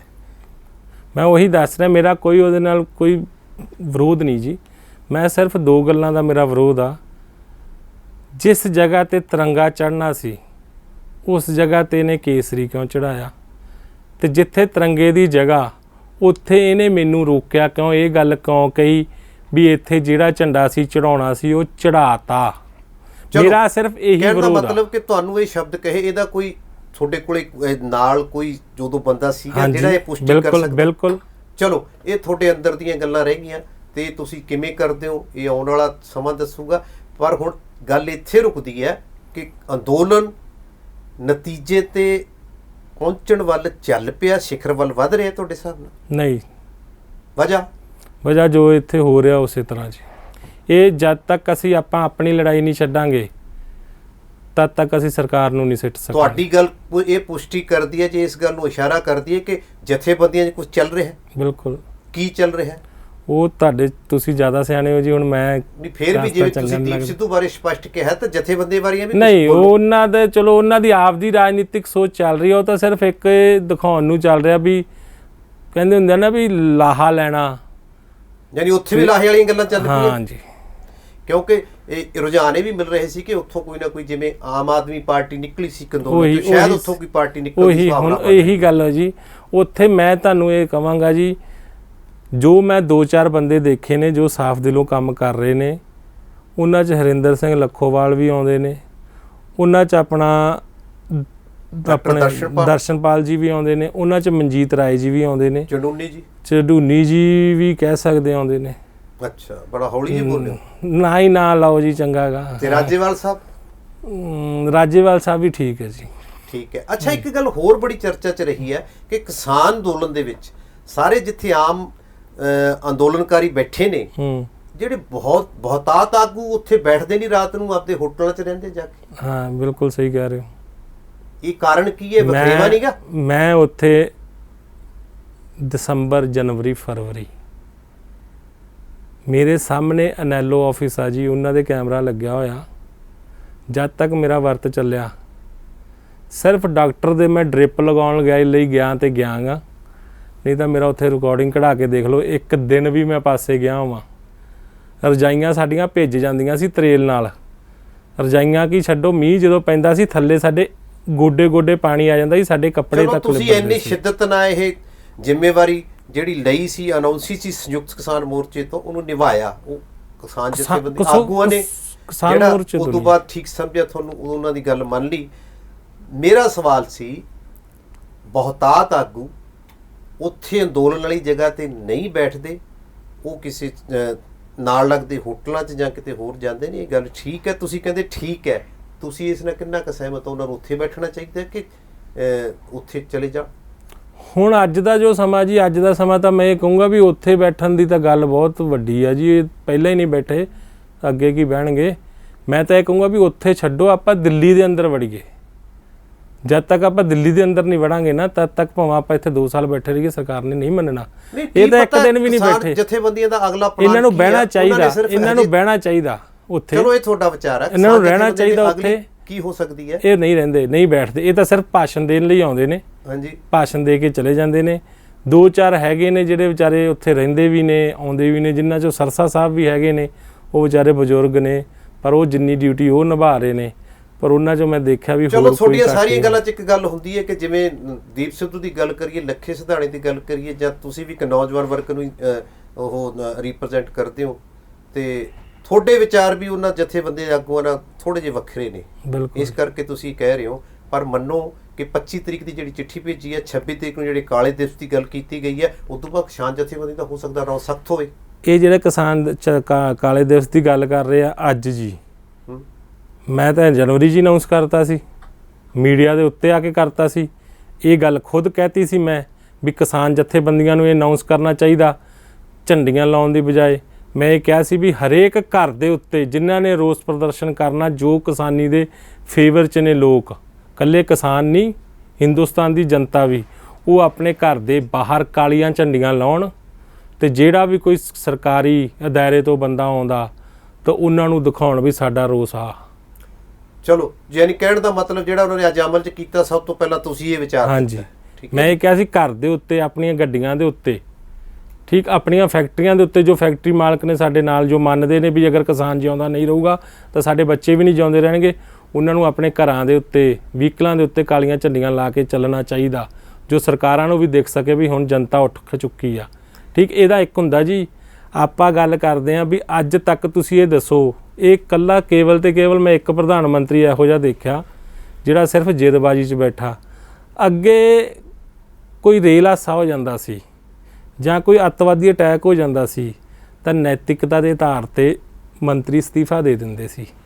ਹੁਣ ਸਾਡੇ ਇੰਨੇ ਕਿਸਾਨ ਵਿਚਾਰੇ ਮਰ ਚੁੱਕੇ ਨੇ, ਆ ਕਰੋਨਾ ਕਾਲ ਦੇ ਵਿੱਚ ਵੀ ਇੰਨੇ ਸਾਡੀ ਜਨਤਾ ਚਲੀ ਗਈ, ਕਿ ਇਹਦਾ ਉਸ ਨੈਤਿਕਤਾ ਦੇ ਆਧਾਰ 'ਤੇ ਮੰਨਦਾ ਨਹੀਂਗਾ ਵੀ ਹਾਂ ਅਸਤੀਫਾ ਦੇ ਕੇ ਗੱਦੀ ਕਿਸੇ ਨੂੰ ਹੋਰ ਦੇ, ਜਦੋਂ ਤੋਂ ਚੱਲ ਹੀ ਨਹੀਂ ਰਹੇਗੇ। ਕਿਸਾਨ ਜਥੇਬੰਦੀਆਂ ਦਾ ਵਿਚਾਰ ਇਹ ਹੈ ਕਿ ਇਹਨਾਂ ਨੂੰ ਕਾਨੂੰਨ, ਜੇ ਉਹ ਸੋਧਾ ਕਰਨ ਨੂੰ ਤਿਆਰ ਨੇ ਤਾਂ ਕਾਨੂੰਨ ਬਦਲਣ 'ਚ ਕੀ ਪ੍ਰੋਬਲਮ ਹੈ। ਪਰ ਸਰਕਾਰ ਆਪਦੀ ਗੱਲ ਤੇ ਅੜੀ ਹੋਈ ਹੈ। ਇਹ ਉਹਨਾਂ ਦਾ ਵਿਚਾਰ ਹੈ ਕਿ ਅਸੀਂ ਜਦੋਂ ਸੋਧਾ ਕਰਨ ਨੂੰ ਤਿਆਰ ਹਾਂ ਤਾਂ ਕਾਨੂੰਨ ਰੱਦ ਕਰਨ ਦੀ ਕੀ ਜ਼ਰੂਰਤ ਹੈ। ਹਜੇ ਦੇਖਦੇ ਹਾਂ ਕਿ ਆਉਣ ਵਾਲੇ ਦਿਨਾਂ 'ਚ ਕੀ ਹੁੰਦਾ, ਵੱਖਰੀ ਗੱਲ ਹੈ। ਤੁਸੀਂ ਕਿਸਾਨ ਜਥੇਬੰਦੀਆਂ ਦੇ ਨਾਲ ਸਹਿਮਤ ਹੋ? ਮੈਂ ਕਿਸਾਨ ਜਥੇਬੰਦੀਆਂ ਦੀਆਂ ਕੁਝ ਗੱਲਾਂ ਛੱਡ ਕੇ ਉਹਨਾਂ ਦੇ ਨਾਲ ਸਹਿਮਤ ਹਾਂ ਜੀ, ਪਰ ਜਦ ਤੱਕ ਕਿ ਕਿਸਾਨਾਂ ਦੀਆਂ ਮੰਗਾਂ ਪੂਰੀਆਂ ਨਹੀਂ ਹੋਣਗੀਆਂ ਤਦ ਤੱਕ ਮੈਂ ਅੰਦੋਲਨ 'ਚ ਡਟਿਆ ਰਹੂੰਗਾ। ਮੈਂ ਹੁਣ ਤੁਹਾਡੇ ਚੈਨਲ ਦੇ ਥਰੂ ਫੇਰ ਅੱਜ ਅਨਾਊਂਸ ਕਰਨ ਜਾ ਰਿਹਾ ਵੀ ਜੇ ਇਹ ਕਿਸਾਨ ਜਥੇਬੰਦੀਆਂ ਦਾ ਜਲਦੀ ਤੋਂ ਜਲਦੀ ਸਰਕਾਰ ਨੇ ਕਿਸਾਨਾਂ ਦਾ ਹੱਲ ਨਾ ਕੀਤਾ ਤੇ ਮੈਂ ਇਕੱਲਾ ਨਹੀਂ, ਹੁਣ ਮੇਰੇ ਨਾਲ ਬਹੁਤ ਲੋਕ ਦਿੱਲੀ ਦੇ ਵਿੱਚ ਆ ਕੇ ਮਰਨ ਵਰਤ ਸ਼ੁਰੂ ਕਰਾਂਗੇ। ਸੁਭਾਵਿਕ ਕਦੋਂ? 26 ਤੋਂ ਬਾਅਦ? 26 ਤੋਂ ਬਾਅਦ ਹੀ ਹੋਏਗਾ ਜੀ। ਤੁਸੀਂ ਉਹਨਾਂ ਦੀ ਲੀਡ ਕਰੋਗੇ? ਉਹਨਾਂ ਨੂੰ ਮੈਂ ਲੀਡ ਨਹੀਂ ਕਰੂੰਗਾ, ਮੇਰੇ ਨਾਲ ਸਾਰੇ ਲੀਡ ਕਰਨਗੇ। ਅਗਵਾਈ ਤਾਂ ਤੁਸੀਂ ਕਰੋਗੇ? ਅਗਵਾਈ ਜ਼ਰੂਰ ਕਰ ਸਕਦੇ। ਇੱਥੇ ਐਲਾਨ ਕਰ ਰਹੇ ਹੋ ਕਿ ਇਹ ਜੇ ਜਲਦੀ ਕੋਈ ਫੈਸਲੇ ਵੱਲ ਨਹੀਂ ਜਾਂਦਾ ਤਾਂ ਤੁਸੀਂ ਫਿਰ ਉੱਥੇ ਦੁਬਾਰਾ ਮਰਨ ਵਰਤੇ ਬੈਠੋ? ਹਾਂਜੀ, ਬੈਠਾਂਗਾ। ਇਹ ਸਨ ਜਸਵੀਰ ਦਾਸ ਜੀ, ਜੋ ਦਰਸ਼ਨ ਸਿੰਘ ਫੇਰੂਮਾਨ ਦੇ ਵਿਚਾਰਾਂ ਤੋਂ ਪ੍ਰਭਾਵਿਤ ਨੇ। ਉਹਨਾਂ ਨਾਲ ਇਹਨਾਂ ਦੇ ਪਰਿਵਾਰਕ ਰਿਲੇਸ਼ਨ ਵੀ ਰਹੇ ਨੇ ਤੇ ਇਹਨਾਂ ਦੇ ਪਿਤਾ ਜੀ ਵੀ ਇਸ ਉਸੇ ਰਵਾਇਤ ਨੂੰ ਲੈ ਕੇ ਅੱਗੇ ਚੱਲੇ। ਇਹ ਉਸੇ ਰਵਾਇਤ ਨੂੰ ਅੱਗੇ ਲੈ ਕੇ ਚੱਲ ਰਹੇ ਨੇ ਕਿਸਾਨਾਂ ਦੇ ਹੱਕ ਵਿੱਚ। ਇਹਨਾਂ ਦਾ ਮੰਨਣਾ ਹੈ ਕਿ ਕਿਸਾਨ ਅੰਦੋਲਨ ਇੱਕ ਖੂਨ ਦੀ ਲੜਾਈ ਹੈ, ਜੋ ਪੰਜਾਬ ਦੇ ਲੋਕਾਂ ਦੀ ਲੜਾਈ ਹੈ। ਇਸ ਦੀ ਹਮਾਇਤ ਉਹਨਾਂ ਨੂੰ ਕਰਨੀ ਚਾਹੀਦੀ ਹੈ। ਇਹਨਾਂ ਨੇ ਕੁਝ ਇਤਰਾਜ਼ ਵੀ ਜਗਾਏ ਨੇ ਕਿ ਕਲਾਕਾਰ ਅਦਾਕਾਰ ਦੀਪ ਸਿੱਧੂ ਸਰਕਾਰ ਦਾ ਏਜੰਟ ਹੈ। ਇਹਨਾਂ ਨੇ ਸਿੱਧੇ ਦੋਸ਼ ਲਾਏ ਨੇ ਕਿ ਇਹ ਕੁਛ ਉਸ ਦਾ ਦਾਅਵਾ ਵੀ ਕਰਦੇ ਨੇ ਕਿ ਮੈਂ ਉੱਥੇ ਸੀਗਾ ਜਦੋਂ ਕੁਛ ਐਸੀ ਗੱਲਾਂ ਹੋਈਆਂ ਜੋ ਇਹਦਾ ਇਹ ਪੁਸ਼ਟੀ ਕਰਦਾ ਕਿ ਇਹ ਕਿਸਾਨ ਅੰਦੋਲਨ ਵਿੱਚ ਨਹੀਂ ਹੈ, ਕਿਸੇ ਹੋਰ ਦੀ ਪੈਰਵੀ ਕਰਦੇ ਨੇ। ਲੱਖੇ ਸਿਧਾਣੇ ਬਾਰੇ ਥੋੜ੍ਹੇ ਜਿਹੇ ਨਰਮ ਵਿਚਾਰ ਰੱਖਦੇ ਆ, ਪਰ ਕਿਸਾਨਾਂ ਬਾਰੇ, ਕਿਸਾਨ ਜਥੇਬੰਦੀਆਂ ਬਾਰੇ ਦੇ ਆਗੂਆਂ ਦੇ ਵਿਚਾਰਾਂ ਤੋਂ ਕੁਛ ਨਾ ਕੁਛ ਇਹ ਉਹ ਤਾਰੁਫ ਯਾਨੀ ਉਹ ਨਹੀਂ ਰੱਖਦੇ, ਉਹਨਾਂ ਨਾਲ ਸਹਿਮਤੀ। ਇਸ ਤੋਂ ਬਾਅਦ ਇਹ ਕੀ ਕਰਦੇ ਨੇ ਉਹ ਤਾਂ ਐਲਾਨ ਦਿੱਤਾ ਹੀ ਹੈ, ਪਰ ਸਕਾਈ ਨਿਊਜ਼ ਪੰਜਾਬ ਚੈਨਲ ਇਹਨਾਂ ਦੇ ਵਿਚਾਰਾਂ ਦੀ ਪੁਸ਼ਟੀ, ਇਹਨਾਂ ਦੀ ਸਹਿਮਤੀ ਨਹੀਂ ਦਿੰਦਾ। ਇਹ ਇਹਨਾਂ ਦੇ ਨਿੱਜੀ ਵਿਚਾਰ ਨੇ। ਆਉਣ ਵਾਲੇ ਦਿਨਾਂ ਵਿੱਚ ਕੀ ਕਰਦੇ ਨੇ, ਭਾਰਤ ਦੇ ਸੰਵਿਧਾਨ ਮੁਤਾਬਕ ਹਰ ਇੱਕ ਨਾਗਰਿਕ ਨੂੰ ਹੱਕ ਹੈ। ਇਹਨਾਂ ਨੇ ਐਲਾਨ ਕਰ ਦਿੱਤਾ ਕਿ ਉਹ ਜੇ ਜਲਦੀ ਫੈਸਲਾ ਨਹੀਂ ਹੁੰਦਾ ਤਾਂ ਇਹ ਦੁਬਾਰਾ ਫਿਰ ਮਰਨ ਵਰਤ ਸ਼ੁਰੂ ਕਰਨਗੇ ਤੇ ਨਾਲ ਇਹਦੇ ਨਾਲ ਕੁਝ ਹੋਰ ਸਾਥੀ ਵੀ ਹੋਣਗੇ। ਕਿਸਾਨ ਜਥੇਬੰਦੀਆਂ ਨੇ ਵੀ 25 ਤਰੀਕ ਦਾ ਅਲਟੀਮੇਟਮ ਦੇ ਦਿੱਤਾ ਤੇ 26 ਤਰੀਕ ਨੂੰ ਕਾਲੇ ਦਫ਼ਤਰ ਦਾ ਐਲਾਨ ਕਰ ਦਿੱਤਾ। ਉਹ ਵੀ ਤਿੱਖਾ ਸੰਘਰਸ਼ ਵਿੱਢਦੀਆਂ ਨੇ ਤੇ ਆਉਣ ਵਾਲੇ ਦਿਨਾਂ ਦੇ ਵਿੱਚ ਕਿਸਾਨ ਅੰਦੋਲਨ ਕਿਹੜਾ ਰੁਖ ਲੈਂਦਾ, ਕੀ ਨਤੀਜਾ ਲੈਂਦਾ, ਸਰਕਾਰ ਕਿਹੜੇ ਰੌਂ 'ਚ ਰਹਿੰਦੀ ਹੈ, ਇਹ ਤਾਂ ਆਉਣ ਵਾਲੇ ਦਿਨਾਂ 'ਚ ਪਤਾ ਲੱਗੇਗਾ। ਲਗਾਤਾਰ ਦੇਖਦੇ ਰਹੋ ਸਕਾਈ ਨਿਊਜ਼ ਪੰਜਾਬ।